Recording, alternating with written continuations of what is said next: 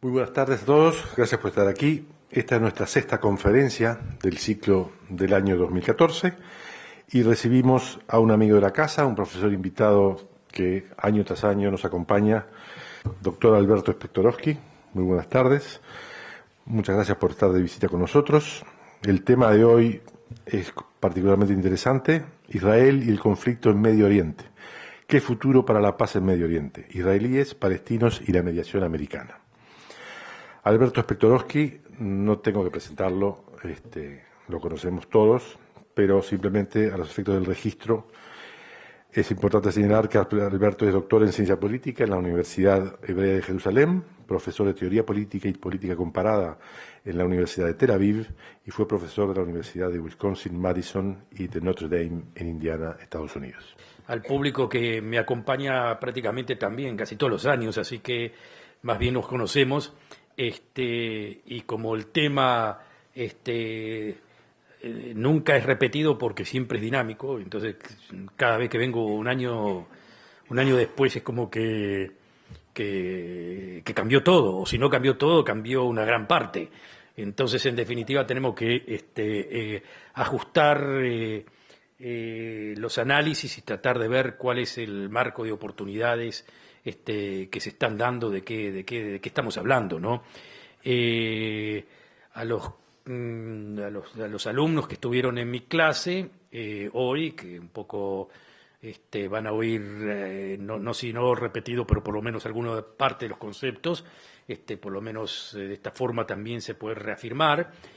Y con respecto a las dos conferencias anteriores, a los que estuvieron en las dos conferencias anteriores, entonces esta es la tercera que, digamos, culmina lo que se decía la tour de force, ¿no? Un poco abuela de un pájaro, un reconto de la situación actual en materia de negociaciones, de qué negociaciones, quiénes son las partes negociantes y sobre qué se está negociando, ¿no? Si es que se está negociando. Esa es otra de las preguntas. Entonces, en el primer aporte, la primera contribución que hicimos aquí, tocamos lo que se podía llamar el centro de la discusión hoy en día. Un centro de la discusión que tiene que ver con problemas de identidad, de definición, qué clase de negociación en base a esa identidad está haciendo Israel y cuál es la respuesta palestina. Entonces parece ser como que, digo, a veces es muy difícil de entender. No digo muy difícil de entender, a veces es muy difícil de asimilar el asunto de que fuera de un asunto territorial, fuera de un asunto religioso, fuera del asunto de, a ver, qué te entrego, qué me entregás, cómo me lo entregás y quién controla, en fin, todas las cuestiones de seguridad, que son seguridades básicos, es decir, el tema de si Israel entrega algo, a ver, cómo me defiendo sin ese pedazo de terreno, o lo que representa esa territorialidad en materia de defensa del Estado. Está todo un problema de identidad, es decir, cómo y de qué forma me tenés que reconocer vos, es decir, somos dos partes o enemigas o negociantes en donde nos tenemos que reconocer mutuamente y en definitiva todo el asunto de reconocimiento es el asunto que se está hablando. O sea, cómo me reconoces y cómo te reconozco yo a vos. Y uno puede preguntarse, pero, y yo creo que acá en Uruguay, obviamente que es un país que en donde, digamos, básicamente las discusiones de identidad no tienen demasiado, digo, no están en el centro de la discusión, porque no hay un problema digamos, un problema que uno puede decir, bueno, acá hay un problema de identidad con esto y con lo otro, cuestiones de religión, cuestiones de esto. Acá hay veces cuesta identificar o por lo menos entender que los problemas de identidad, no solamente en Israel, en Europa, inclusive en Estados Unidos, son temas que están en el tapete diariamente. Es decir, que con eso se definen procesos de paz, no procesos de paz.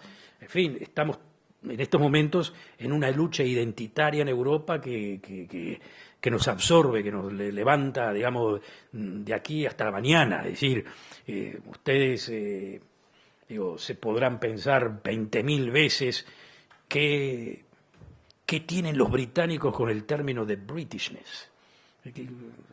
Definir what is Britishness. Están desesperados. Pero no estoy diciendo de 3 o 4 intelectuales, estoy diciendo primer ministro, ministro de Educación, esto, lo otro. Es como tratar de definir la uruguayidad. Ustedes se preguntan, ¿y eso qué es? ¿Y quién quiere definir y para qué? Los británicos están enloquecidos con eso. Están los franceses enloquecidos con el término laïcité, como identidad nacional. Y están los húngaros, están los otros. Israel no está ajeno a eso. Entonces la primera conferencia tuvo que ver justamente con esa definición, que es una definición que así como los franceses le ponen laïcité cara a cara a los musulmanes, en Israel acá se le pone el Estado judío cara a cara a los palestinos, como diciendo, esto es lo que tenés que reconocer, ¿no? Es un problema para los palestinos, inclusive puede ser un problema para Israel, pero no importa, pero es un asunto de cómo se dialoga y pusimos ese concepto no en forma, digamos, de una discusión puramente filosófica, que también la es, pero lo pusimos como un problema político que está en el tapete, como parte ultimativa de cómo se tiene que definir el conflicto. 2, la segunda, metimos esta situación tan particular, tan interna, de diálogo entre palestinos e israelíes, en el marco más regional. Y por último, la de hoy es incluir este marco regional y este marco particular en el marco global. Es decir, en esto estamos ya en un mundo mucho más real, y el mundo mucho más real es en qué forma los cambios estructurales que está habiendo en el dominio global influyen en la posibilidad de un diálogo entre palestinos y israelíes. ¿Está? Eso es más o menos las 3 conferencias como se fueron llevando, una lleva a la otra, y la última es esta. Entonces, en esta última, la primera pregunta que nos hacemos es, bueno, si hubo un proceso de paz en un momento entre palestinos e israelíes, ¿por qué ahora no hay y qué injerencia tiene o qué importancia tiene lo que se llamaría el marco global en eso? Bueno, hubo un proceso de paz entre israelíes y palestinos que estuvo facilitado por una ventana de oportunidades que se abrió en el marco de un contexto global y regional. Es decir, ¿por qué Israel entró en un proceso de paz? Israel entró en un proceso de paz porque, por un lado, había caído el comunismo, había un solo poder en el campo de juego, el famoso libro de Fukuyama, que hizo tanta historia, que fue definitivamente, ¿no?, el fin de la historia. ¿Qué quería decir con el fin de la historia? Triunfó la lucha ideológica. Ahora el liberalismo, lo que ergo quería decir, hay un solo poder en el campo de juego, que son los Estados Unidos. Y a nivel regional, al no existir la Unión Soviética, no existía tampoco presiones regionales, no habían un organismo fuerte que pueda facilitar a los que querían hostigar a Israel armas, sustento, en fin, etcétera, etcétera. Entonces, en una palabra, bajo el control de Estados Unidos, Israel podía tomar riesgos, y cuando uno va a un proceso de paz, toma riesgos. Toma riesgos porque un proceso de paz equivale a concesiones. Concesiones equivalen de alguna forma a riesgos, y uno los puede tomar o no los puede tomar de acuerdo a una situación de análisis que hace a materia regional y global. A nivel regional, lo que entendían en ese momento los líderes israelíes también era de que los grandes enemigos de Israel ya no estaban. Con Egipto había una paz, con Jordania en esos momentos no había paz, pero era fácil de lograr, no era un problema con los jordanos, y lo que se vislumbraba como gran enemigo, que era Irak, bajo el gobierno de Saddam Hussein, que en esos momentos anteriormente se había adentrado en el juego de conquistar Kuwait, Estados Unidos lo había, en definitiva, lo había hecho dar vuelta atrás. En esos momentos todavía Saddam Hussein no había caído, pero los Estados Unidos le había marcado prácticamente la cancha, como diciendo, bueno, hasta acá vas. En definitiva, como poder, Irak no era tanto problema, Siria seguía en posición de enemistamiento con Israel, pero básicamente la frontera la frontera del norte, hacia el norte de Israel, o sea, el Golán, eran fronteras seguras porque, ¿qué quería decir? Que aunque era un enemigo, tampoco era idiota. En definitiva, sabía que una situación con Israel de cese de fuego permanente le venía bien a él, y quizás en algún momento dialogaremos sobre algo con Israel, pero el gobierno de Siria, el padre de este gobernante que lleva más o menos 150.000 muertos, pero el padre de él, que no era un tipo que tampoco se quedaba con la mano corta cuando tenía que apretar el gatillo, y ya había matado como 20.000 musulmanes en la ciudad de Hama, en una pequeña rebelión que le hicieron. Bueno, era un dictador con el que se podía hablar, o sea, repito, se podía hablar sin hablar, se entendían las cosas con él. Entonces él tenía controlado el asunto, tenía un régimen muy estable. El único problema que podía tener Israel, pero en esos momentos era medio incipiente, sin demasiada posibilidad de surgimiento, porque no se creía que podía haber un peligro realmente serio que venga desde el Líbano, y era esa pequeña guerrilla que se estaba armando en esos momentos, que era la Hezbollah, que es como hoy en día es un estado dentro de un estado, pero en esos momentos era algo medio incipiente que Israel no lo podía considerar como un gran peligro. Ergo, era una ventana de oportunidades en donde era lo que se parecía ser una win-win situation, ganar y ganar, nada más. ¿Cuál era el ganar o ganar? Y bueno, si nos aventuramos a un arreglo de paz con los palestinos, se nos abre el marco del Golfo Pérsico y tenemos ahí estados dentro de la región que son muy potables para poder entenderse con Israel y que tienen mucha plata. Es decir, desde el punto de vista económico, venía muy bien una paz con los palestinos, porque la paz con los palestinos podría abrir el campo de Israel para el Golfo Pérsico, y con la cobertura de Estados Unidos estamos todos contentos. El mundo era propicio a eso. No importa que no funcionó, ¿no? Pero hubo un tiempo en donde lo que se diría la ventana de oportunidades se daba porque había un marco global y un marco regional que permitía eso. En definitiva, si nosotros tocamos el punto Estados Unidos, era el momento de más gloria de Estados Unidos, en el sentido de, ¿qué quiere decir gloria? En el sentido que, vamos a ponerlo claro, derrotaron a la Unión Soviética sin tirar un solo tiro. Es decir, que básicamente se había terminado la Guerra Fría. Ahora, claro, que hablar de Estados Unidos era como hablar también de Europa, y Europa y Estados Unidos van juntos, porque son todos democráticos, en fin, etcétera, etcétera. Europa tampoco tenía de qué desconfiar, y acuérdense, todavía eran épocas en donde el movimiento de la Unión Europea era un movimiento que prometía mucho. O sea que todo estaba abierto para que facilitadores, es decir, el mundo occidental, faciliten el acercamiento entre palestinos e israelíes. Entonces, palestinos e israelíes, en definitiva, primero a nivel de lo que se llaman así hoy redes sociales. Bueno, en ese momento no existían redes sociales como existen hoy en día, de internet y lo que sea, pero redes sociales eran discusiones secretas entre académicos, en fin, etcétera, etcétera, que llegaron a la conclusión de que se podía hablar de paz porque básicamente no había un problema tan dramáticamente importante entre palestinos e israelíes, o un problema que no se pudiera no resolver. Básicamente era un problema territorial, así pensaban por lo menos los israelíes, ¿no?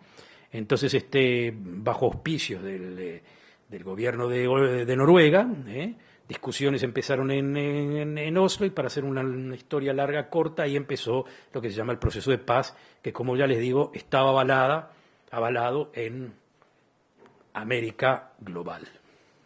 O sea, América como poder global y punto. O sea, mientras estamos bien con los americanos y ellos están tocando las cuerdas del asunto, los negociadores israelíes también se sentían seguros de que América no podía traicionar a Israel. Es decir, confiábamos en América. Ese era más o menos el asunto. ¿Por qué? Por todas las creencias que uno supuestamente tiene. América es democrático, nosotros también. Hay una gran población judía. América básicamente ama a Israel.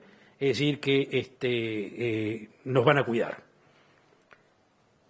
Eso empezó, como ya les digo, todo muy bien y terminó bastante mal, porque evidentemente los palestinos y los israelíes no llegaron a ningún acuerdo, y se pasó, para hacer la larga historia corta, después del fracaso, de varios fracasos de negociaciones, y ya no importa quién fue el porqué del fracaso, pero básicamente quedaba en el aire algo que era muy claro, que es lo que pasa prácticamente hoy en día.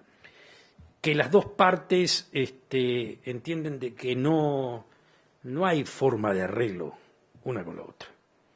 Que podemos hablar de la noche a la mañana, podemos ser amigos, podemos ser enemigos, podemos darnos por la cabeza, no darnos por la cabeza, pero que en definitiva, en materia de encontrar puntos en común para llegar a un arreglo en donde las partes puedan decir, yo me desprendo de esto y arreglo, y la otra parte me desprendo de esto y arreglo, porque en proceso de paz entiendan que las partes tienen que conceder. Conceder no es nada fácil. Y para conceder, para que una de las partes conceda, tiene que haber mucha presión desde atrás. Las presiones desde atrás son presiones de doble sentido. Por un lado están lo que se llaman los spoilers. Los spoilers son los que quieren romper toda posibilidad de arreglo. Y por otro lado están los que impulsan y te obligan. Generalmente la comunidad internacional, por eso están los facilitadores, son los que están detrás del líder impulsándolo a que dé pasos. E internamente cada líder tiene los que quieren, digamos, ganar del fracaso. O sea, o populista, pónganle de la forma que quiera. ¿Por qué siempre un líder que va a hacer una concesión pierde a nivel interno? Por eso mismo, porque para hacer paz tenés que conceder. Tenés que conceder. Ahora, claro, uno pregunta a la gente y dice, bueno, ¿usted quiere paz? Entonces, no hay ya nadie que le va a decir no quiero paz. Sí, yo quiero paz. Bueno, habrá algunos que dirán, no, me gusta la guerra, pero no, generalmente la gente quiere paz.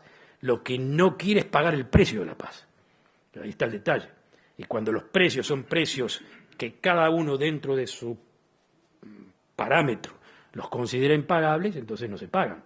Entonces el líder político en un medio democrático, semidemocrático, porque inclusive podemos decir que en la autoridad palestina, los palestinos no es un país democrático, en fin, etcétera, pero también hay política interna.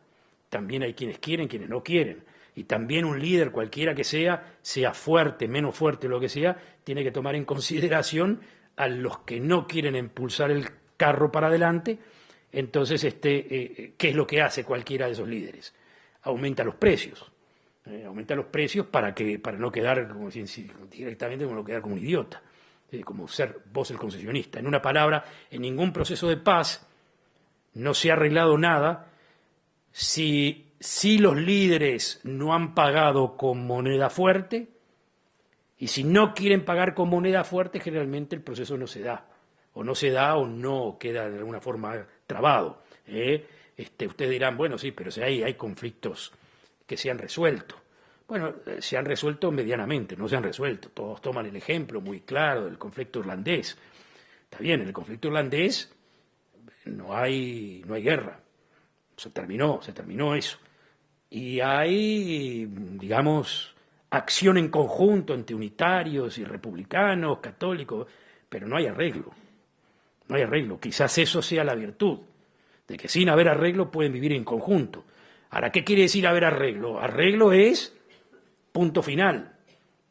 Ese punto final, países, líderes, movimientos, lo tienen hoy en Colombia también, ese punto final es un punto final que es escalofriantemente difícil.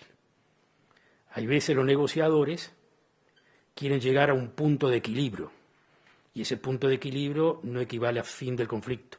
Queda el conflicto, pero prefiero que quede conflicto sin ser un conflicto de gran intensidad, pero que quede ahí. ¿Qué quiero decir con esto y por qué lo menciono? No lo menciono en el aire, porque eso es exactamente lo que quiere Israel. Israel no quiere ningún arreglo, quiere un arreglo técnico que permita cierta convivencia, que no haya guerra, que mantenga tensiones, que mantenga tensiones, pero sin llegar a un descalabro.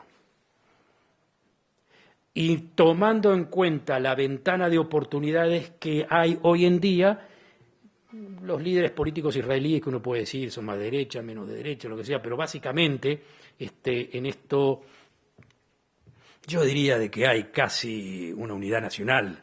Sí, bueno, evidentemente hay márgenes, pero tanto la derecha como un poco la izquierda, centro-izquierda, que es más, digamos, más concesionista que la derecha, pero igual es concesionista en un marco muy estipulado de no ir demasiado fuera de los cánones que se pueden aceptar. Entonces es como diciendo, si lo quieren poner de otra forma, lo máximo que puedo dar yo como país no es lo mínimo que el lado contrario puede aceptar. Y lo máximo que puede el lado contrario dar no es lo mínimo que yo puedo aceptar. Así está la situación entre palestinos e israelíes. Y entonces ahí entramos en el marco regional y global. ¿Por qué la reticencia israelí? Bueno, la reticencia israelí o el parate israelí definitivamente no solamente está por una lucha ideológica interna. Hay una lucha ideológica interna, eso por supuesto, pero aparte hay un entendimiento de qué es lo que está pasando en el mundo. Y lo que está pasando en el mundo, lo que ve Netanyahu es lo mismo que ven los líderes del Golfo Pérsico, lo mismo que ven los iraníes, lo mismo que ven los rusos, lo mismo que ven todo el mundo. Y eso se llama un proceso de decadencia imperial, si lo queremos llamar así. Suena medio raro poder decir decadencia imperial, pero por lo menos el único, sí, el país más fuerte del mundo en todo sentido, desde el punto de vista militar, económico, en fin, etcétera, etcétera, etcétera, etcétera, está en un proceso de volverse a sí mismo. Lo digo con mucho cuidado, no es un proceso al estilo de los viejos republicanos aislacionistas, pero es un proceso de, como decir, señores, tenemos demasiado problema y tenemos que tomar un descanso del mundo. Problemas, entonces ustedes lo entienden claramente, problemas no le falta al presidente de los Estados Unidos en el momento actual.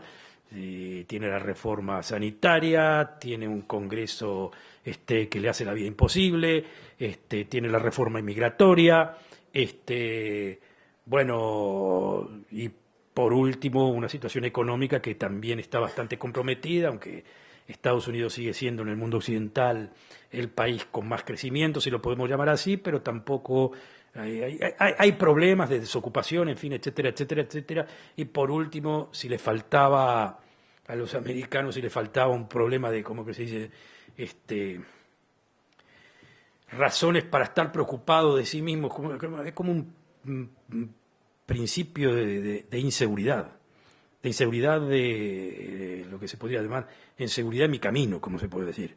Les sale de la culata este libro de Piketty que les transforma la vida y los vuelve locos, porque de repente se empiezan a encontrar con que el capitalismo que nosotros pensamos no es exactamente funciona, entonces se vuelven, o sea, es un libro que está dando vueltas hace más de un año, pero en Francia el libro ese no dice nada. ¿Qué les importa? Lo que dijeron siempre los franceses. Pero en América, cuando se los prueban con tablas y cuestiones así, entonces ahí ya empiezan a temblar. Es como empiezan a temblar de que algo está mal. Pero para no ir demasiado lejos, también era más o menos un poco las ideas de Obama. Es decir, no en vano Obama era considerado dentro del marco liberal americano también una especie de socialista. De socialista no tiene nada, pero no importa. Pero para los americanos era, como quien se dice, un tipo más de la izquierda, con conceptos que van en contra del aparato financiero, en fin, etcétera, etcétera. Claro, él salvó el aparato financiero de los Estados Unidos, pero obviamente que lo hizo de mala gana. Pero hay, como quien se dice, hoy en día en Estados Unidos, acompañados por Krugman, Stiglitz, hay mal ambiente.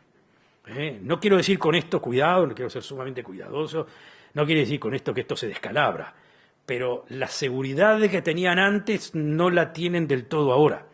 Y también en materia de relaciones exteriores, del mensaje que le pueden dar al mundo, tampoco se sienten con mucha fuerza, con mucho espíritu de imponer una paz americana, de imponer los valores que antes eran valores como, digamos, como se dice, comes without saying, hay que democratizar, hay que, bueno, eso después de la caída de la Unión Soviética era fácil. ¿Por qué? Porque no hay la Unión Soviética, entonces quedaba solamente el único imperio que podía imponer democratizaciones de alguna forma u otra. Pero esos procesos de democratización que la llevaron a cabo los neoconservadores fracasaron tanto en Irak como en Afganistán. Entonces la nueva tesis de Obama era, bueno, no quito el proceso de democratización, que tenemos que ayudar, pero la pregunta de cómo ayudar es una pregunta más seria. Y una pregunta más seria de cómo ayudar es no intervenir. Entonces nosotros nos encontramos con un Estados Unidos que está cada vez más en una posición más difícil en el sentido de cómo intervenir, de qué forma intervenir. Entonces muy bien, sigue la guerra común contra el terror, pero claro que, bueno, sí, contra terroristas puntualmente, y hacen lío con los drones y cuestiones así, pero básicamente la posibilidad de movilizar tropas y movilizar una acción desestabilizadora o estabilizadora, los Estados Unidos en estos momentos no están para eso. Y en el medio de toda esa situación, en el medio de digamos, nueva determinación psicológica, pasó lo que pasó en la región, es decir, el proceso de democratización o lo que se llamaba la primavera árabe, que se transformó en invierno árabe, y que Estados Unidos tuvo muy poco que ver en eso, o digamos, quiso tener más que ver de lo que tuvo que ver, pero que básicamente eso es lo que generalmente pasa con Estados Unidos, que cuando no estás en el asunto, cuando estás en el asunto te acusan por estar, y cuando no estás te acusan por no estar. Y entonces ese es el precio que está pagando Obama, en definitiva, con el conflicto con Irán, con el conflicto con Siria, y lo que va probablemente pagar con el conflicto de Irak. Nuevamente, si nosotros lo vemos racionalmente, Estados Unidos también, ¿qué puede hacer en el conflicto con Siria? Intervenir, claro. Todo el mundo lo acusa por no haber intervenido en un momento determinado, pero haber intervenido en ese momento determinado implicaba tirar abajo a Assad, y tirar abajo a Assad implicaba de alguna forma u otra darle poder sin quererlo, darle poder a los islamistas. Entonces, en una palabra, era como caer de un lado al otro, cualquiera de los lados era malo.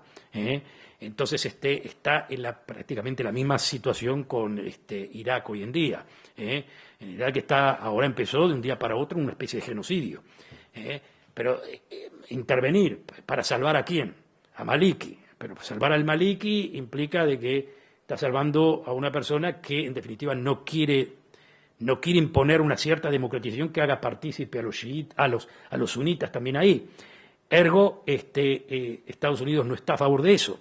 Y si no está a favor de eso, bueno, está muy bien, es una posición normativa correcta, puede llegar a ser correcta, pero por el otro lado, al no defenderlo, estás dejando que Irán lo defienda. En una palabra, y lo que estás logrando en estos momentos es lo que más teme Israel, que Irán y los Estados Unidos se vean asistidos uno al otro, o Estados Unidos tenga que sostenerse en Irán para poner cierto orden en Irak. Entonces vemos así que en política internacional Estados Unidos, no Obama, pero sí Bush crea una situación que Obama quiso corregir no del todo bien con respecto a Afganistán e Irak. Se van de Irak, promete que se van de Irak, pero tienen que volver a Irak de cierta forma. Afganistán lo deja medio en el aire, y después se le crean otro par de conflictos más que ustedes los conocen muy bien, como el conflicto en Ucrania, en donde también Estados Unidos exactamente no sabe de qué forma reaccionar, en donde lo que nosotros vemos con el asunto de Ucrania es que se están empezando a cambiar las normas internacionales. Se están empezando a cambiar las normas internacionales porque Crimea, lo invaden, lo conquistan, en fin, etcétera. Uno puede decir que Crimea siempre fue parte de Rusia, en fin, no pasa nada. Pero es obviamente que el este de Ucrania también puede ser, de alguna forma u otra, caer bajo la influencia de Rusia, y los Estados Unidos juegan aún con el régimen de las normas internacionales, que está muy bien, es decir, como dicen muchos, el soft power tiene que ir al lado un hard power, ¿no? Como se dice, para que haya soft power, o sea, el poder blando, que es el poder económico, tiene que ser sostenido con unas amenazas serias de poder duro. ¿Eh? Y el poder duro, el poder duro de los Estados Unidos, que existe, no ponga en duda de que Estados Unidos puede terminar con cualquiera que ande dando vuelta en segundos, pero el poder duro ese no es creíble que lo vayan a utilizar. Entonces ese poder de disuasión ya no existe. Y el poder, digamos, de un imperio es disuadir. O sea, no es que tenés que hacer una guerra todos los días, pero tenés que hacer creer de que está dispuesto. Si la otra parte no cree que estás dispuesto, irreversiblemente todo el poder que tengas no vale nada. Y entonces queda el poder blando, que es el poder económico. Funciona. Miren que cuando Putin se puso muy duro, enseguida la bolsa le hizo entender de que se le iba el rublo a todos los vientos y bueno, tuvo que ponerse un poco mejor para que se estabilice de nuevo. Sí, el poder blando existe, pero no olvidemos de que Putin juega un partido de judo cuando el otro va frontal. Es decir, todos sabemos de que Putin afloja, va, viene, pero que básicamente la meta de él es la recuperación de la vieja Unión Soviética bajo el mandato ruso. Claro que no nada de la Unión Soviética, pero sí Rusia como país no imperial, pero sí con su marco de influencia. Estamos volviendo a algo que los Estados Unidos tenían en una época, después ya no, pero que esa es la geopolítica. ¿Qué quiere decir geopolítica en el caso? En su momento, ustedes los conocen muy bien, Estados Unidos tenía la doctrina Monroe, ¿no?, con respecto a América Latina. Después Estados Unidos se transformó en el país global. Y ahora la doctrina Monroe la quieren los soviéticos, o sea, los rusos, la quieren también los chinos. En una palabra, ya tiene enfrentamiento Estados Unidos con dos poderes importantes, uno medio menguando, o sea, Rusia se sabe que no es un gran poder, pero tampoco se puede despreciar. Europa depende mucho del gas, y cuando Europa le quiso hacer a Rusia un poco de fuerza con respecto al gas, hicieron el arreglo del gas por mucho menor precio con China. De cualquier forma, lo que los rusos querían decir, tenemos alternativas. Tenemos alternativas, no sé si pueden funcionar, pero tenemos alternativas y en una palabra van a tener que dialogar conmigo de acuerdo a no todas mis condiciones, pero parte de mis condiciones, y mis condiciones son sabidas. Ahora, si con los rusos es un problema, ni hablemos del problema que tienen con los chinos. Tampoco gran problema, pero es un problema. Es decir, los chinos están levantando su poder naval, entienden del poder naval y quieren la zona de influencia de ellos ahí. Aparte que obviamente hay acá una competencia económica muy seria. Lo que ha hecho China es realzar un modelo que muchos no creían que podía surgir nuevamente, pero es el capitalismo autoritario, o sea, régimen autoritario con capitalismo global, y muy, dentro de todo, bastante triunfante. Es decir, no les tengo que explicar a ustedes dónde están las inversiones de los chinos, dónde están las inversiones, es decir, en África, en América Latina, también en Europa, también en Estados Unidos, en fin. Hay acá un poder que de alguna forma u otra se podía pensar de que no es contrario al de Estados Unidos, sí, no es contrario, pues parte del capitalismo global, pero como un capitalismo donde es un capitalismo autoritario, entonces sí ya pasa a ser o va a ser competencia con Estados Unidos. Estados Unidos se lo siente muy claramente. Entonces, si a nivel normativo empiezan a sospechar que algo no funciona, si a nivel económico, bueno, están bien, siguen siendo potencia, pero empiezan a dudar también de cómo puede funcionar la cosa, también a nivel regional, y eso lo lee muy claramente Israel, muy claramente lo lee Israel, ya no podemos depender tanto de los americanos, es decir, lo que hace Israel, o lo que vino haciendo Israel desde hace muchos años no, pero 15 años a la parte, fue tecnificarse y transformarse en casi lo que podríamos llamar una mini potencia económica y una mini potencia en materia de alta tecnología, como para que su papel en el mercado tecnológico se haga sumamente necesario para chinos, para rusos, pero fundamentalmente para chinos. O sea, si nosotros vemos que también los Estados Unidos le ponen el ojo a Asia, Israel ya le está poniendo el ojo a Asia desde hace mucho tiempo, ya desde mucho tiempo. No les tengo que decir, ¿no? Pero si no lo conocen, por ejemplo, la industria nacional lechera de Israel la compraron los chinos en este momento. Si es bueno o si es malo, no importa, pero Israel lo que quiere con eso es una indicación muy clara de que está abierto a las influencias económicas chinas. Con esto, por supuesto, nada que ver con abandonar a Estados Unidos, pero sí tratar de mostrarse como un país que tiene también cintura como para moverse en otros medios. En una palabra, leyendo que la ventana de oportunidades esa que había creado Estados Unidos ya no está.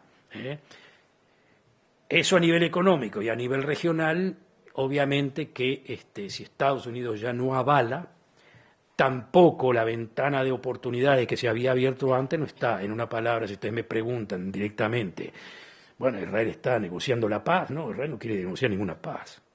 Israel no quiere negociar nada. Israel está negociando para que no haya nada. Paradójicamente, los palestinos que también leen el mapa están negociando para no negociar y para que no salga nada. Entonces, ¿qué están haciendo? Y bueno, están jugando en el sentido de quién es el culpable de que el proceso no funcione. Eso sencillamente las negociaciones de hoy en día. A no ser que haya algo muy escondido por debajo, que también puede ser, pero básicamente las intenciones a nivel político interno, a nivel regional y a nivel global, es sencillamente no llegar a ninguna conclusión en los momentos actuales, y se verá qué pase después, pero como lo que nosotros estamos viendo en la región y lo que nosotros estamos viendo en el marco global no avesora posibilidades de arreglos claros, entonces lo que queda es buscar arreglos prácticos, es decir, buscar soluciones que no produzcan un fin del conflicto, pero produzcan lo que se llama un management de conflicto, es decir, una forma de arreglarnos en un modo vivendi entre la gente, sin ponerle títulos, sin hacer Festival de la Paz, con llamados del Papa o no del Papa, que bueno, que vayan, que recen juntos, todo eso está muy bien, pero que no implique que todos esos rezos, esas cuestiones, lleven a hacer concesiones territoriales que en este momento no puedo pagar a nivel de política interna, no puedo pagar viendo la región y no puedo pagar porque tampoco los Estados Unidos ni me obligan demasiado, ni tienen el poder de obligarme demasiado. En una palabra, ¿qué quiere decir? Tienen el poder de obligarme demasiado. Bueno, el único que quería un arreglo era John Kerry. Impulsó. Con el aval medio de Obama. O sea, Obama entendía prácticamente que eso no iba a funcionar. Pero le dio el rienda suelta para que John Kerry quiera hacer. Ahora, claro, tanto los israelíes como los palestinos entendían que era solamente Kerry. Y si fuesen inclusive los americanos, entonces, si los americanos quieren, ¿y qué? Era más o menos eso. Entonces, básicamente, si los americanos quieren, ¿y qué? Se traducía en no decirle a los americanos no, pero sí jugar el partido de forma tal en la cual se le haga entender a los americanos que el lado contrario es el que no está en posición de concesiones y eso. Bueno, eso era el asunto. Ahora, también Israel entendía algo bastante interesante al respecto. Y creo que Netanyahu lo entendía muy claramente. Que en este juego de buscar quién es el culpable, en donde las dos partes juegan el partido del otro es el culpable, es como es esta teoría de los juegos, probablemente los palestinos ganen. Es decir, la posición israelí ante la posición palestina, generalmente la posición palestina tiene más acogida quizás en el mundo occidental y ahora podría decir que también en gran parte de los Estados Unidos. Porque la posición palestina es una posición un poco más potable para el mundo occidental. Una posición más potable. Es una cuestión, digamos, de pintar a Israel como colonizador, con colonias en territorios ocupados. Desde el punto de vista legal, el término de territorios ocupados es más bien un concepto problemático, más bien territorios en disputa. Territorios en disputa, pero bueno, yo digo territorios en disputa, los palestinos dicen territorios ocupados, y el mundo occidental acepta esa tesis. Entonces Israel generalmente sale con términos legalistas a explicar por qué esto y lo otro, pero políticamente la gente no quiere oír. Es decir, básicamente el mundo occidental ve a esos territorios como territorios ocupados. No quiero ni decir que los palestinos también saben de que muchos países en el mundo occidental ven a Israel como un país fuerte, en fin, todo eso, pero con no demasiada legitimización. Es decir, no les quiero ir demasiado lejos, pero también Gran Bretaña. O sea, Gran Bretaña hasta hoy se golpean en la cabeza por qué dejamos que se cree esto. Es decir, ¿cómo ven los británicos Israel?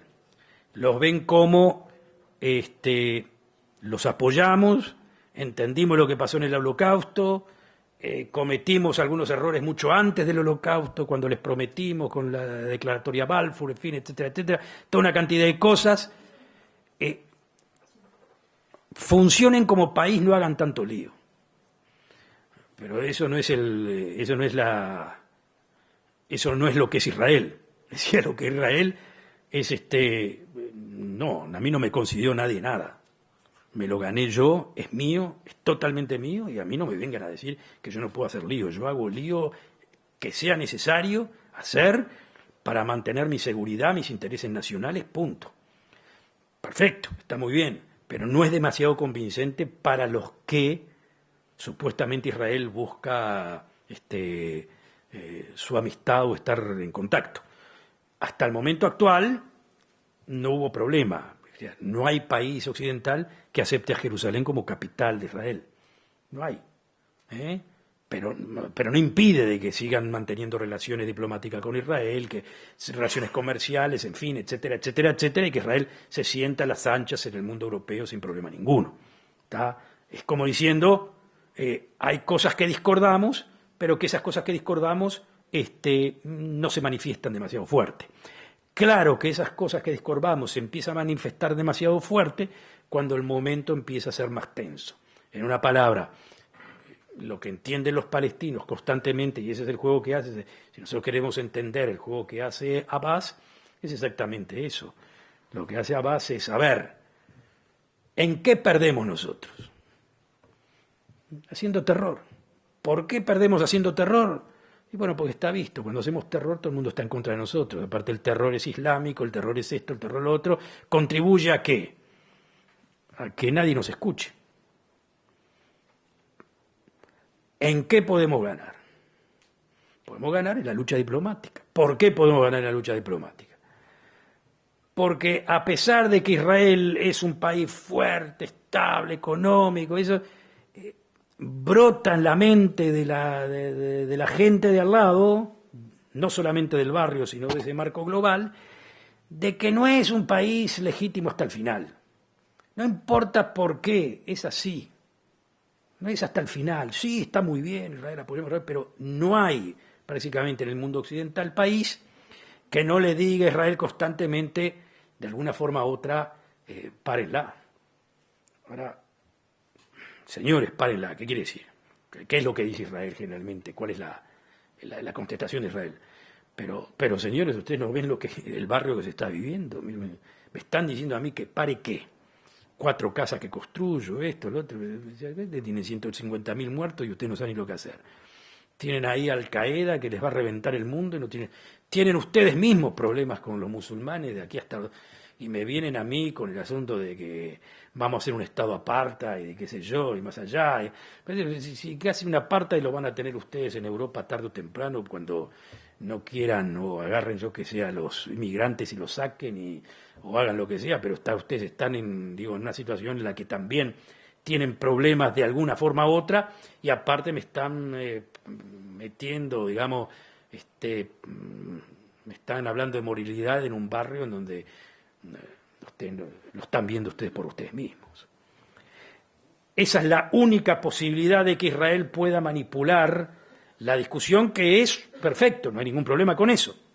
Pero lo que quiero decir que básicamente los palestinos entienden, o por lo menos la parte más moderada palestina entiende, que jugar el partido de la constante delegitimización de Israel es un partido en el cual ellos pueden jugar. Entonces, en una definitiva, toda la discusión que está habiendo hoy, las negociaciones entre palestinos e israelíes, es exactamente eso. Israelíes tratando de hacerle entender al mundo que no hay posibilidad, siendo el barrio lo que es, de hacer concesiones territoriales, y el lado contrario tratando de hacerle entender al mundo que Israel se está transformando o es ya una suerte de país apartheid en el cual hay que hacerle boicot, hay que provocarle esto, hay que hacer lo otro.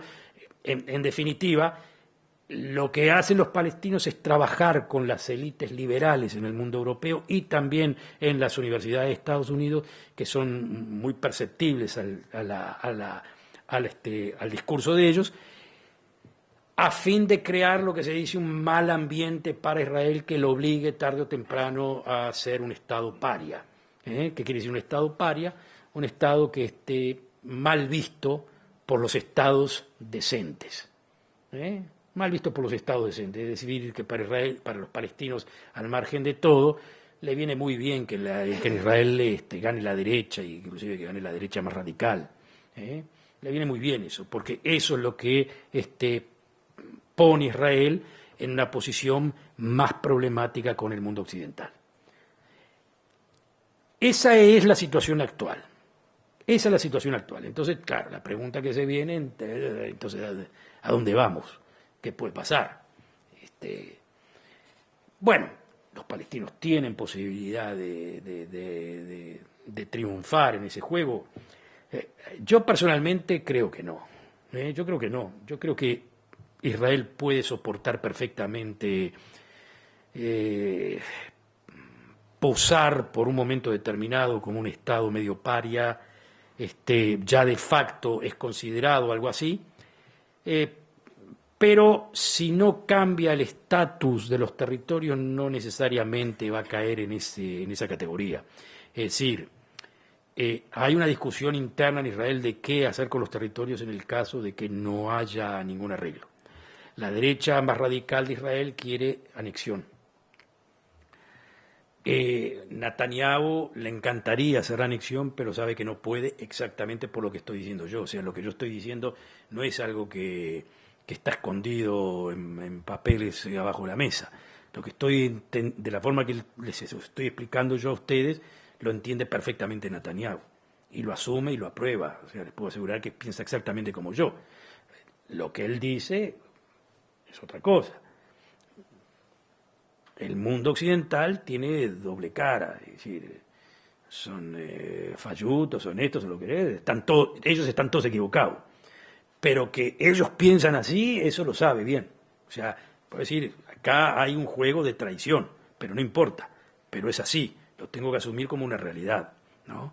Entonces, a él le encantaría anexar, pero probablemente no anexe porque entiende exactamente lo que estoy diciendo yo, no cambiar el estatus de la situación porque sabe que le van a caer todos encima y mientras tanto puede mantener el status quo sin un precio demasiado elevado, ¿no?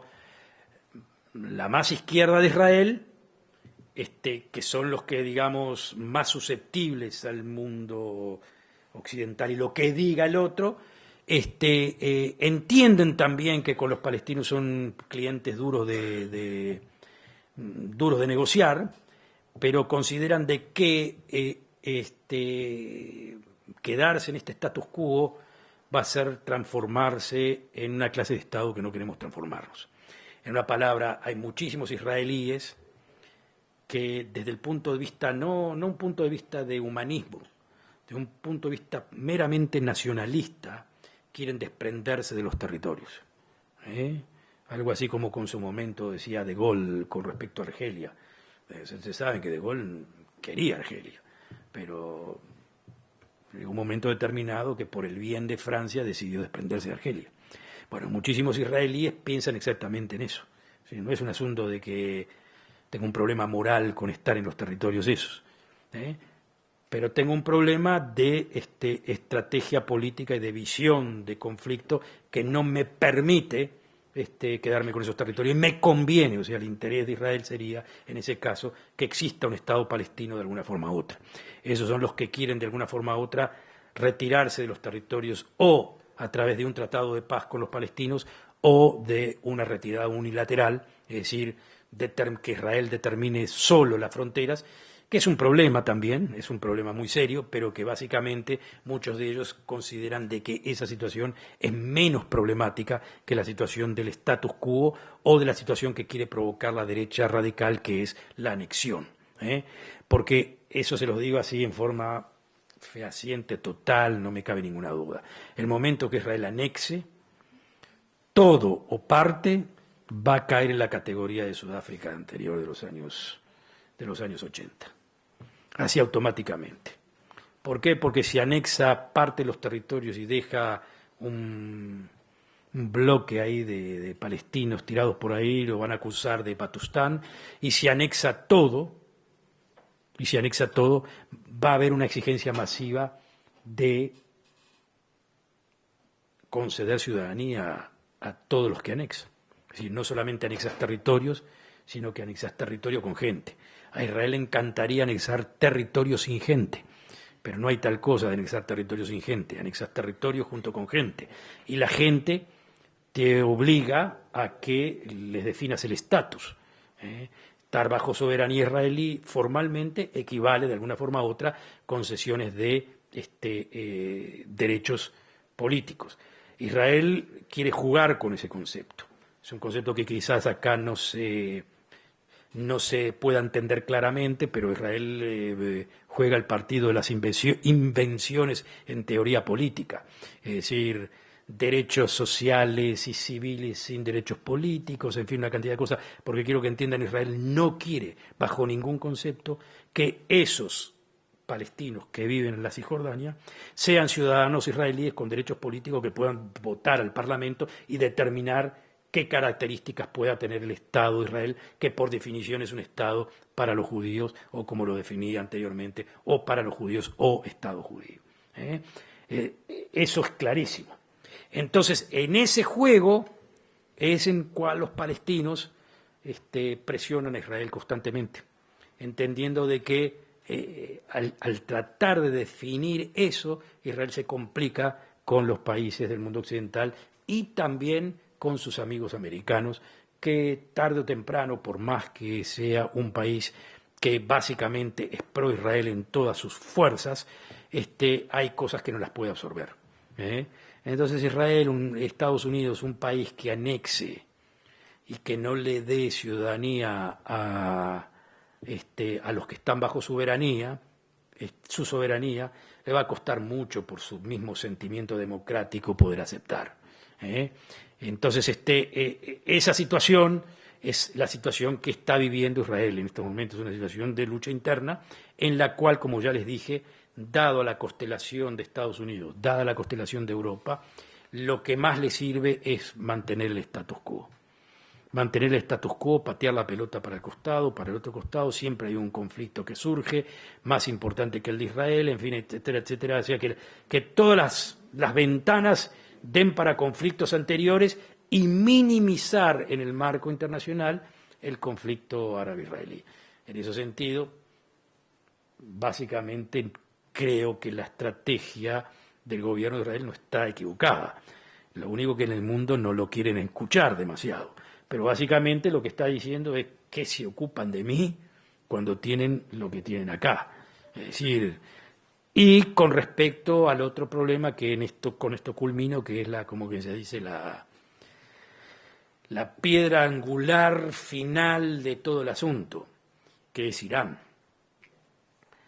Israel trató de jugar a dos puntas acá. Una, no concesión a los palestinos, tratar de convencer al mundo que los palestinos son responsables, y aparte de eso tratar de juntar una coalición internacional en contra de Irán. Para Israel, o sea, para el gobierno actual de Netanyahu, Irán es el problema número uno, más que todo. Sueña con eso todo el día. Irán se le escapa de la mira. No solamente porque Irán está llegando a un acuerdo con el mundo occidental, más o menos, y con los Estados Unidos sobre el asunto de la arma atómica, o sea, no arma atómica, pero sí capacidad, sino que Estados Unidos y Irán ahora tienen que trabajar en conjunto para resolver el problema de Irak, como mencioné anteriormente. Todas esas cosas lo quitan de sueño a Netanyahu.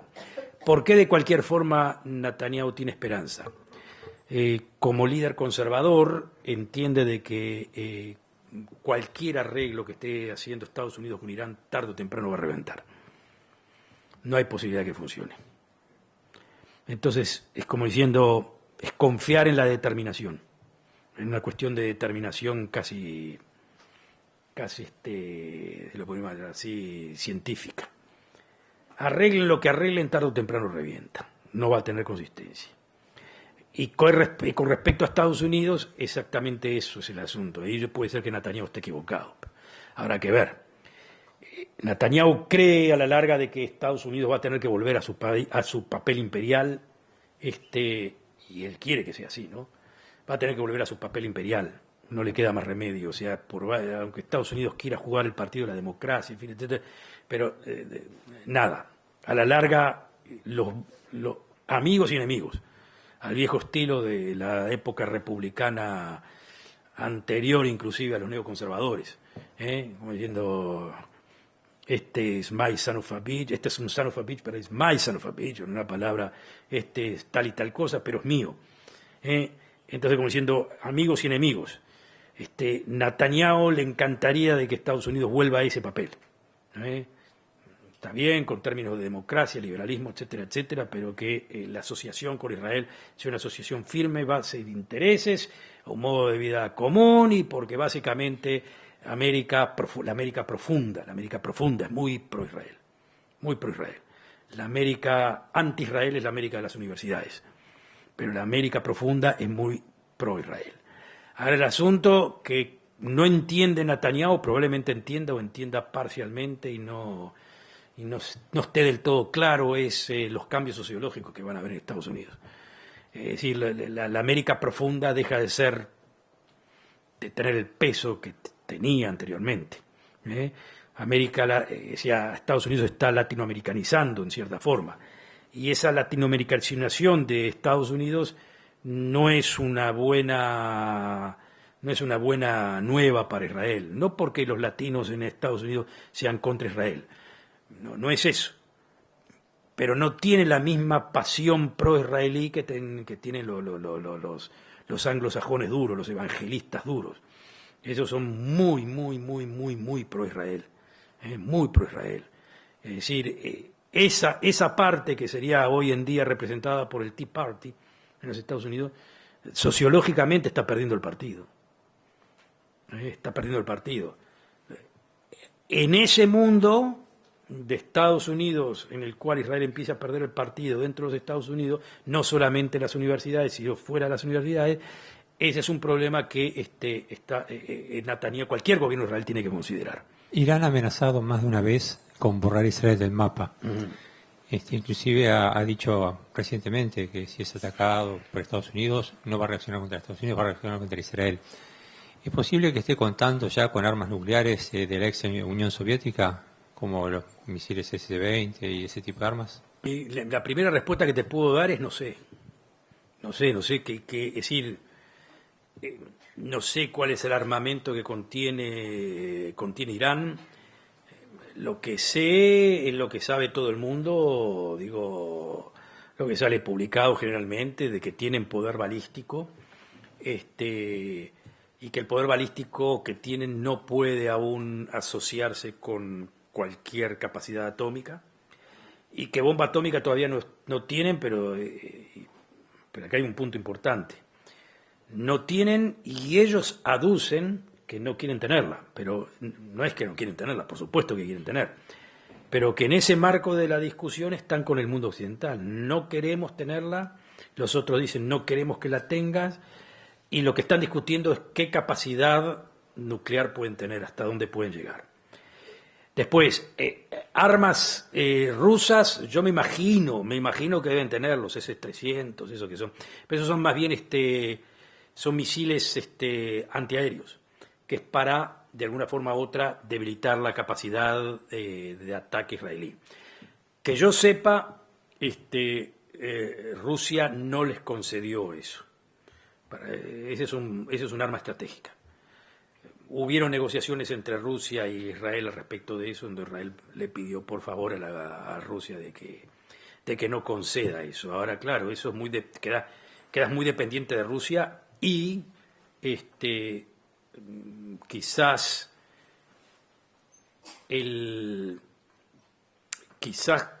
esto que acabo de decir tengo razón, porque vimos inmediatamente cuál fue la reacción israelí ante la invasión de Crimea. Israel no se manifestó en contra de Rusia en ningún momento, ni ahora con el asunto de Ucrania del Este. Israel no levanta la voz, y Estados Unidos le pidió. Ergo, yo lo ato directamente a pedidos que Israel le hizo con respecto a los S-300. Que Irán no tenga los S-300 le deja, en definitiva, el espacio aéreo para que Israel pueda atacar. Es eso. Ahora, que Israel lo haga o no, eso ya hay otros puntos más. Ahora, lo que dijiste anteriormente, sí. Irán manifestó más de una vez que Israel está de más. Con el otro con el otro líder, Ahmadinejad, vamos a entendernos, es todo el mismo líder, pero los ayatolás definen cuándo ponen la cara buena y cuándo ponen la cara mala. Con el otro líder, con Ahmadinejad, ponían la cara mala, que era una cara muy desafiante. Con este nuevo líder, para Netanyahu es mucho más peligroso. Para Israel en general es mucho más peligroso, porque pone la cara buena y no habla del holocausto, no habla de antisemitismo, no habla de nada, y no se lanza demasiado a hablar de la destrucción de Israel, en fin, pero que sí la quiere, por supuesto.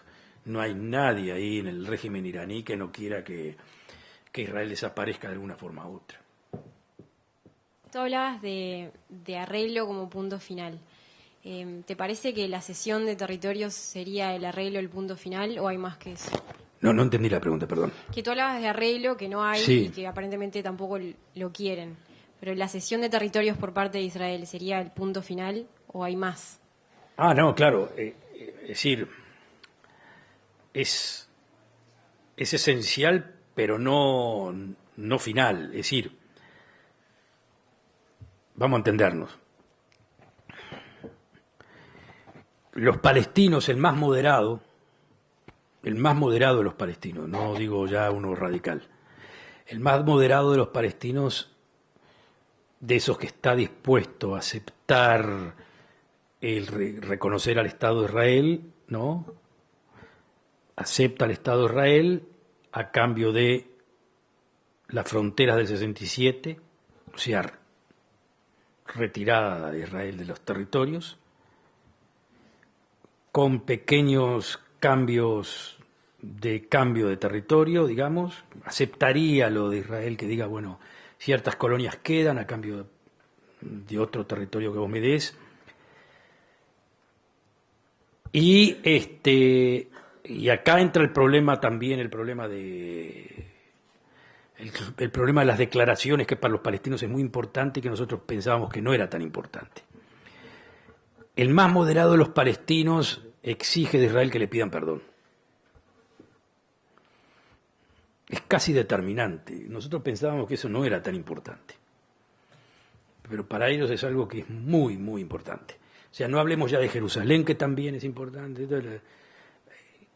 Te exigen, o sea, el más moderado de los palestinos te puede decir, mira, yo sé que yo no voy a volver a mi casa allá donde hoy está una ciudad israelí, pero pedime perdón por eso.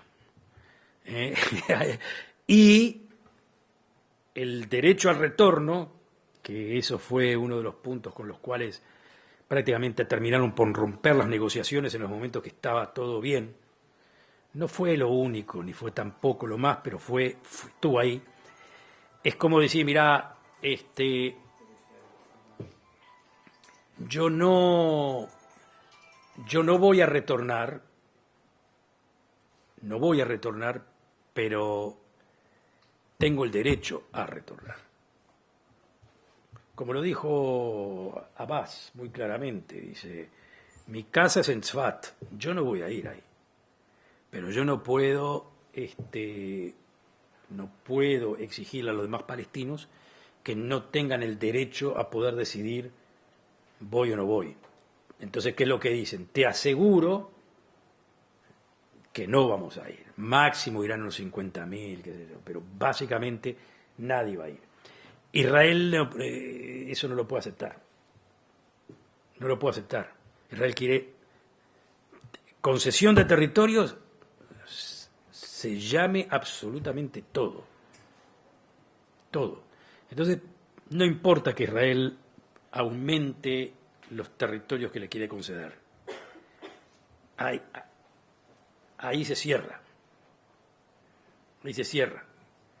¿Se entiende? Pues es un problema territorial y de identidad, ¿no? Identidad y de reparo, como que se dice, reparo mental, si lo queremos llamar así, ¿no? Para nosotros eso no era algo que era vital, pero bueno, porque tenemos otro concepto de lo posible, de dónde vivís, en fin, toda una cantidad de cosas. Para ellos es esencial. ¿Por qué la obsesión de John Kerry de llevar a cabo las negociaciones cuando era claro desde el principio para cualquier analista que no estaban dadas las condiciones para obtener la paz? Sí, está muy bien, seguro, lo que decís hay dos cosas ahí. Primero estaban las intenciones políticas de John Kerry, ¿no? Dentro, él quería competir con Hillary Clinton por el Partido Demócrata. Ahora, jugarse a este juego era si gano mucho, pero si pierdo quedo como un idiota. Y bueno, perdió. Yo creo que estaba muy condicionado. Yo lo llamo eso el americanismo puro. ¿Qué es el americanismo más puro? Todo conflicto tiene una solución racional. Ponele fuerza y empeño que se resuelve. Trabajá mucho que te va bien. Eso es América. John Kerry es América. No puede no funcionar. No puede ser de que le conviene la paz a todo el mundo. No puede ser que donde le metas empeño, no. Entonces, ¿cuántas veces hay que viajar por mes? 10, 15, 20, 30, viajo, lo que sea. Voy a estar acá, le digo a este, le digo a otro. Tarde o temprano se tiene que arreglar. Eso es el clásico americanismo. Los problemas tienen solución. Claro que no quiere decir que todos los americanos piensen así, pero claro, había muchos, inclusive Obama vio que eso no iba a funcionar. Pero vamos a poner algunas fichas a tratar, sin involucrarme demasiado, pero vamos a poner algunas fichas a ver si de alguna forma funciona. Pero para los americanos dejar, como que se dice, un problema sin solución es como que no cumplieron con su deber ese día. Tú describiste una situación casi bucólica en la primera parte de la tratativa de paz cuando estaba de por medio Noruega. Y ahora las cosas aparentemente están mucho más complicadas. La pregunta es la siguiente. ¿Hubiera sido mejor para Israel haber hecho la paz en aquel momento que ir prolongando esa situación hasta ahora? Bueno, pasa que ahora, como se dice, post-mortem, ¿no? Hubieron muchísimos errores en esa negociación, pero de cualquier forma que se hagan, habían errores, ¿no? Es decir, hubieron dos cambios, dos perspectivas diferentes. Al principio era, vamos paso por paso, sin determinar cómo va a terminar el conflicto. Es como diciendo, mira, vamos a negociar sin saber el producto final, vamos a ver a lo que llegamos. Y ahí el proceso se prolonga y se juntan lo que se llaman los spoilers, ¿no? Los que tratan de romper de los dos lados, ¿no? Eso es nuevamente parte de lo que mencionamos, la teoría de los juegos anteriormente. Cuando vino el gobierno de Barak, se cambió la tesis, justamente para evitar eso de los spoilers. Dijeron, bueno, ya había muerto Rabin, ya estaba todo medio así en debacle, entonces dijeron, bueno, vamos a hacer algo diferente, vamos a ir al grano. Fue ahí cuando Israel negoció Jerusalén, que era palabra prohibida, pero la negoció. Entonces, claro, vino el otro gobierno con un approach mucho más positivo en el sentido, no, paso por paso, te voy a dar un producto que no lo podés rechazar, de tan bueno que es como cuando vos sos el vendedor y decís, mire, te traigo acá un televisor que el precio que te estoy pidiendo, vos mismo te vas a dar cuenta que es mínimo y es bárbaro este producto. Y de repente te encontrás con no, esto no, eso no vale, ese precio. Y ahí hubo un debacle también porque, claro, los negociadores de Israel le decían a los palestinos, mirá que no va a existir quien te dé un precio mejor. No existe. O agarrás esto o estás perdido. Y no hubo caso, no aceptaron. Y los palestinos cuando les preguntaban decían, ¿pero qué me ofrecían? Y nosotros pensamos, ¿pero cómo que te ofrecían? Te ofrecían Jerusalén, te ofrecían un Estado, en una palabra. Ese es el problema, y eso es lo que maneja generalmente Netanyahu cuando dice, ¿qué quieren de mí? Si ya les ofrecieron todo esto, se los ofreció Barak, se los ofreció Olmert, y los palestinos no nos abrazaron, ergo, no quieren. Quería comentar dos cosas. Primero, hacerte una pregunta. Dos comentarios. Primero, no sé, viste la prensa de hoy, que justamente lo que tú decís, la posición inglesa interesante, que justamente acaba de declarar, de reabrir la embajada de Inglaterra, Reino Unido, en Irán. Tampoco todo se tiene, como dicen los franceses. Bueno. Y después otra cosa con respecto a lo que tú decís de los musulmanes en Europa. También leí los otros días en la prensa una cosa interesante, trágico, pero preocupante. Los centenares o miles de musulmanes europeos que están ahora con el ISIL. Entonces, porque dice justamente uno de los detenidos, dijeron que los que estaban los presidiarios, o sea, digo, presidiarios no, los guardianes de esta gente que estaba presa en el norte de Irak, hablaban francés e inglés, casi no hablaban árabe. O sea, quiere decir que eran europeos, musulmanes europeos que habían estado ahora en Al-Qaeda. Eso realmente es inquietante, que lo que dicen los franceses tienen razón, que están produciéndose escuelas en Europa para ir a luchar, ¿no? a la Al-Qaeda, etcétera, ¿no? Y la pregunta mía, entonces, propiamente dicho, es ¿qué pensás con respecto a Hillary Clinton? Porque evidentemente Obama en política exterior no va a quedar para la historia, ¿no? Me parece a mí, ¿no? Es un hombre que evidentemente no le interesa, no sé si sabe, me parece que no, le falta conocimiento de historia, ¿no? Este señor Kerry evidentemente es un tampoco, como muchos de Estados Unidos que no saben historia, le falta perspectiva, ven el mundo así, termina en Massachusetts, termina en el Océano Atlántico, ¿no? Hillary Clinton me da la impresión que tiene una visión más amplia de las cosas, ¿no? Yo lo veo como una... Tiene más escuela. Yo soy simpatizante de ella, pero reconozco como una mujer inteligente. ¿Cuál es la visión de Hillary Clinton sobre Israel? ¿O cómo pensás tú que vaya a ser en el caso eventual que sea candidato? Sí, muy bien. Bueno, acá varios puntos. El primer punto que mencionaste, sí, estoy de acuerdo. Ahora Irán está...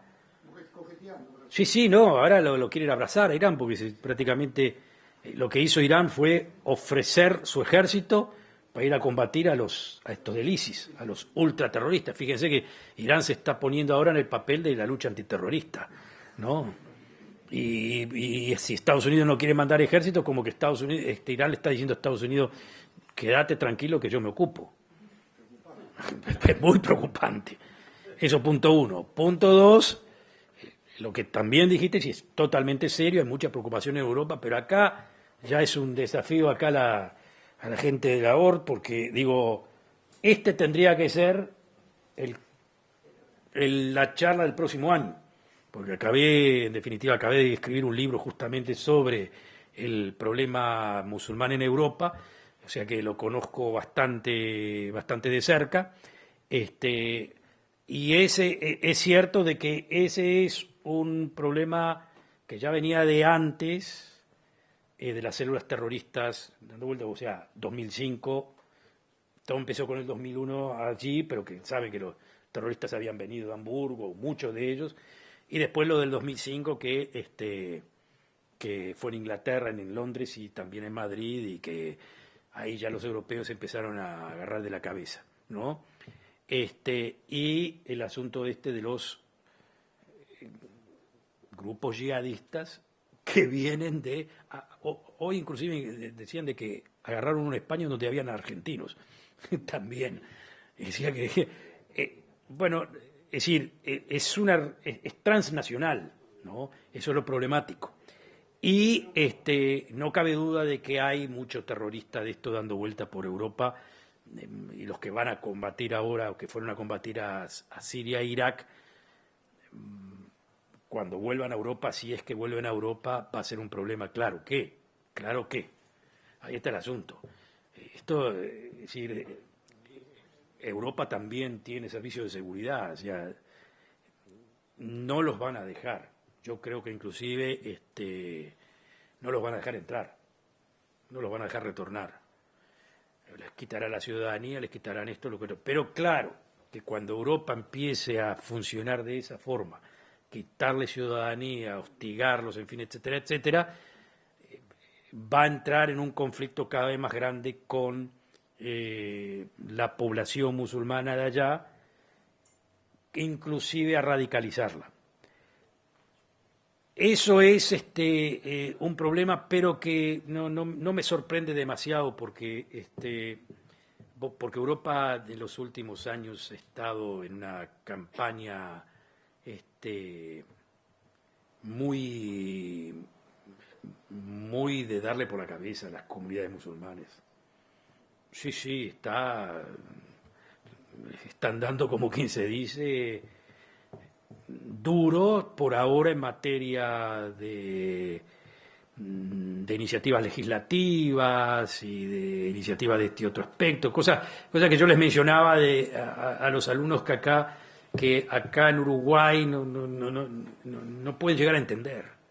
No pueden llegar a entender por estas cuestiones, estas luchas de identidad, nadie sabe ni para qué, pero que allá en Europa tiene una importancia impresionante. Como yo les dije cuando empecé, ¿por qué vino esta definición de Britishness? Por musulmanes. ¿Qué había que hacer? A los musulmanes hay que ponerles una definición de una identidad nacional que ellos se sientan a ver cómodos, incómodos. Ahí está el asunto. O como para decirles definitivamente, miren, no es lo que ustedes piensan, ¿eh? Entonces, claro, eso crea situaciones digamos, de mucha tensión, mucha tensión. Ahora, ¿por qué hacen los europeos eso? No solo por el terrorismo era pero lo hacen también porque desde el punto de vista cultural, desde el punto de vista nacional, empezaron a redescubrir el nacionalismo. Los musulmanes los ayudaron a redescubrir el nacionalismo. Y ahora, ¿y cómo se manifiesta eso? Muy interesante también, porque es un nacionalismo muy progresivo, no es el nacionalismo que ustedes piensan de la cruz y la espada. No. Se manifiesta con una defensa a ultranza del derecho de la mujer, homosexuales, lesbianas, todo eso. Eso entra dentro del concepto de la nación. Es decir, la nación es una nación que defiende a homosexuales. Y eso es directamente cara a cara al musulmán, para que tengan la cabeza. Así mismo. Ustedes saben, por ejemplo, cómo Holanda acepta, o sea, ahora ya no acepta inmigrantes, pero ¿cuál era la precondición para aceptar exilados? No, exilados es otro asunto, pero, por ejemplo, una persona que quiere volver a unir su familia con su hijo en Ámsterdam o en Rotterdam o qué sé yo, tiene un padre en Marruecos, o yo qué sé, una cosa así. Entonces, antes de concederle el permiso, primero tienen que aprender holandés y tienen que aprender historia de Holanda y todo. Pero aparte les mandan un DVD, ¿no? En donde les muestran les muestran la vida de Ámsterdam. ¿Y qué les dicen? Mire, acá usted ve lesbianas, homosexuales, negro, blanco. Usted no acepta eso ni venga. Como diciendo, acá todas las iniciativas que hay ahora acá también, pero que acá por una razón, allá por otra razón. La iniciativa de casamientos del mismo sexo, las escuelas de Francia, que se empezó como una intención de enseñanza de que los sexos son electivos y que se produjo un lío bárbaro, pero que ahí, ¿cómo elegir? No era lo que decíamos, elegir no, pero que son iguales y bueno, hay que respetar. Todas las cuestiones, son todas iniciativas que tienen mucho carácter progresivo, pero que en el marco de Europa es un carácter progresivo contra los musulmanes, así directamente, cara a cara, como diciéndoles, miren, ustedes no se pueden ajustar a esto, ajustense porque no hay caso. Y la iniciativa contra la burka y contra hay de todo. Claro que de paso cañazo, como se dice, esas iniciativas a la larga caen contra los judíos también. No es que quieran agarrarse con los judíos, pero de repente caen contra los judíos también, con la carne kasher, con el Brit Milá, en fin, toda una cantidad de cosas. Claro, no es que contra los judíos no tenemos nada, pero como eso de a los niños, como derecho de los niños, el derecho de los animales, todo eso pasa a ser parte de un discurso que es un discurso antirreligión, pero que va destinado básicamente a los musulmanes y de paso cañazo a todos los demás. Ahí está el asunto. Y con respecto a la última pregunta que me hiciste, ¿qué era la? La de Hillary Clinton, sí sabe más que Kerry. Y aparte tiene más background, ¿no? Ya estuvo con su esposo, ya estuvo viendo por lo menos muy de cerca lo que pasaba. Así, tiene más cancha.